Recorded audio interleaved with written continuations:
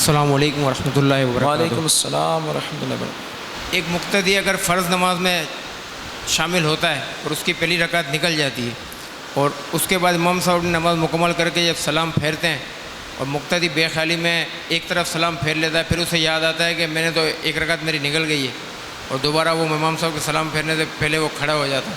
اپنی نماز مکمل کرتا ہے، تو کیا آخر میں اس پہ سجدہ سہو لازم ہوگا؟ مقتدی نے سلام پھیر لیا امام صاحب کے ساتھ، وہ تھا مسبوق۔ مقتدی کی 4 قسمیں، کتنی قسمیں؟ مقتدی کی 4 قسمیں۔ ایک تو ہوتا ہے مدرک، مدرک نکلا ہے ادراک سے، جو شروع سے آخر تک امام کو پائے، اور ایک ہوتا ہے مسبوق، جس کی ایک یا زائد رکعتیں نکل گئی ہوں اور امام کو اس نے جماعت میں پا لیا،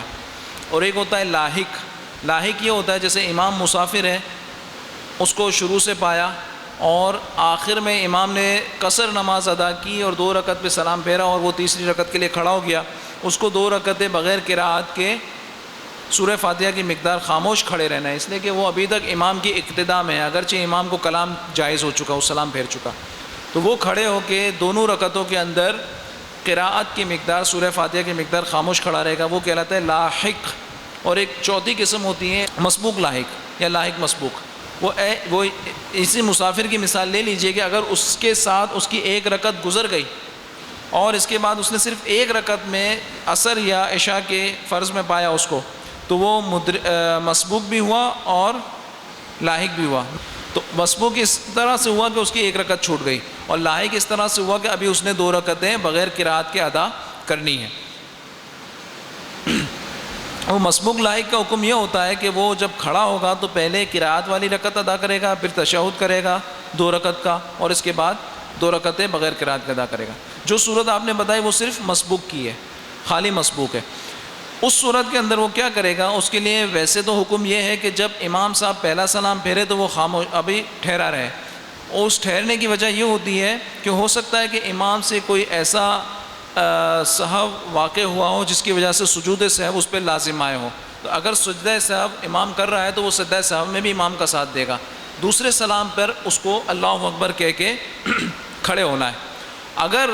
غلطی اس سے ہو گئی، وہ بھول گیا کہ امام صاحب نے سلام پھیرا اور اس نے ساتھ میں سلام پھیر لیا، ایک سلام پھیرا یا دونوں سلام پھیر لیے، جب تک کوئی عمل مفسد نماز اس نے نہیں کیا، یعنی کوئی بھی ایسا عمل کہ جس سے نماز فاسد ہو جاتی ہے، کسی سے بات کرنا، 2 ہاتھوں سے حرکت کر لینا، یا کسی کی بات کا جواب دے دینا، یا قبلے سے سینے کا پھر جانا،